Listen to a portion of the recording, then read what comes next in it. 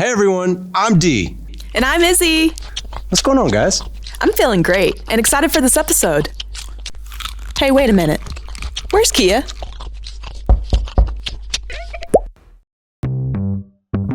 Sorry, just finished up my lunch, but welcome to Shell It Like It Is. Let's jump right into today's topic and guests. Land back movements and efforts have been gaining momentum across Indian country in many different forms. Some tribes are successful in getting land donated back to their nations from universities and other landowners, including local governments, while others, not so much. What do you mean by that? Well, some tribes' ancestral lands are now federal lands, so they are negotiating with federal agencies for co-stewardship agreements just to have a greater role in how their ancestral lands are managed and used. Tribal nations are purchasing their ancestral lands back from private landowners. Whatever it takes. Tribes are showing innovation and a real commitment to taking back control over their culturally significant lands. Shell yeah. And on that note, let's welcome today's guest who will share what land back means for the Mohegan tribe. Vice Chairwoman Harris, thank you so much for joining Shell It Like It Is. Hello, and thank you for having me. It's so great to meet all of you. Izzy and Dee, I saw your video of you preparing for your negotiations with IHS, and you did a great job of preparing for something that could have been a very stressful meeting. Yeah, that was stressful. Thanks for the shout out, though. So can we start off with a brief history of the Mohegan tribe of Connecticut? Sure. The Mohegan tribe is the wolf clan of the Delaware tribe. Originally, we were located closer to where Delaware is now. We've been in southeastern Connecticut, where we are now, for hundreds of years. As a tribal leader, you have a unique perspective related to land back. So what does land back mean to you? We were among the very first tribes that were subject to colonization.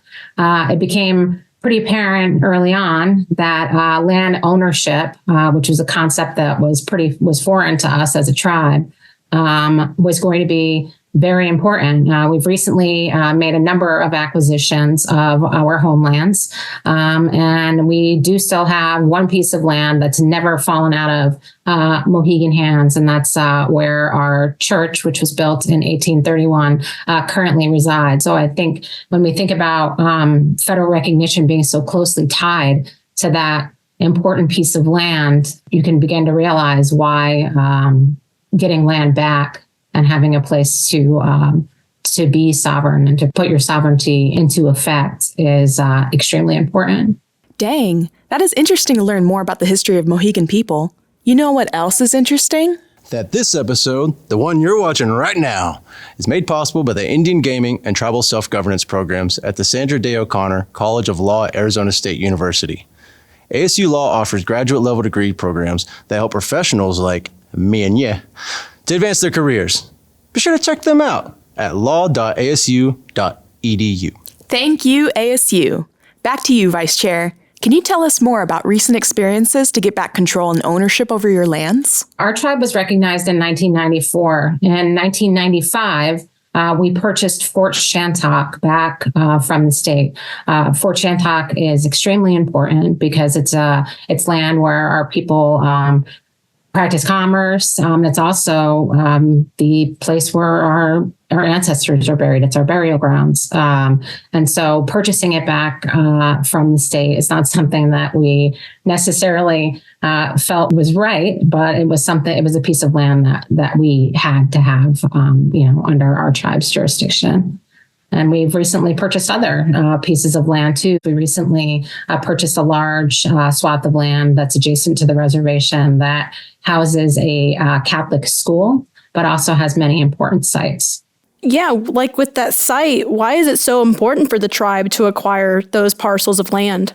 The large 150-acre parcel that we just purchased is important because it also has historic sites. Uncas, who was one of our most famous sachems, cabin was located there, adjacent to Uncas Spring, where he would get water and perform ceremony. Oh, wow. So what do you plan to do with the land you acquired? Well, on that land, we plan to just preserve it and to use it for, we may use some for agriculture and pursuing, tribal food sovereignty. And we will likely use it for, our kids, to teach our kids more about our own our own culture, and to, allow those sites to remain in tribal hands. That's amazing. Keep in mind, these important decisions will impact future generations. So do you have any advice, tips, or suggestions for other tribal nations that are working to reclaim their land and culture, given your experience? Yeah, I would say, have a plan of which lands that you would like to purchase. I think we put together a more comprehensive plan to prioritize which lands we want. And so understanding which lands are most important to you can help you prioritize that. But I would also say, along with planning, be flexible and think outside of the box. One of the things that we've been doing, we know that there are tribal elders that reside around our reservation, or other folks that just reside around our reservation on fee lands that they may have a house on. And so if the lands are really important to us, we've been going to some of these elders and other local residents and offering to purchase their home now, but grant them a life estate so that they can stay in their house and, in their home as long as they would like during their life, but then also enjoy the benefit of, the funds prior to passing, so they might be able to, enjoy those monies with their family.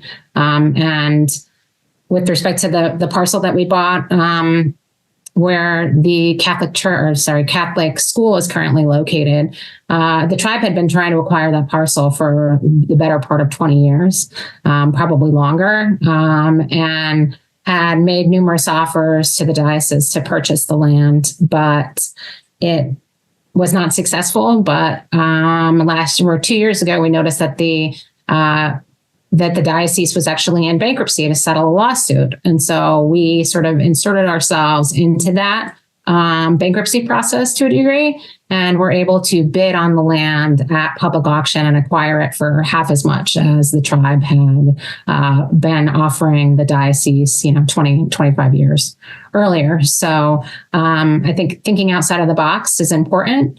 If you can get a little clever about the way that you're approaching reacquisition, it can really afford some interesting opportunities.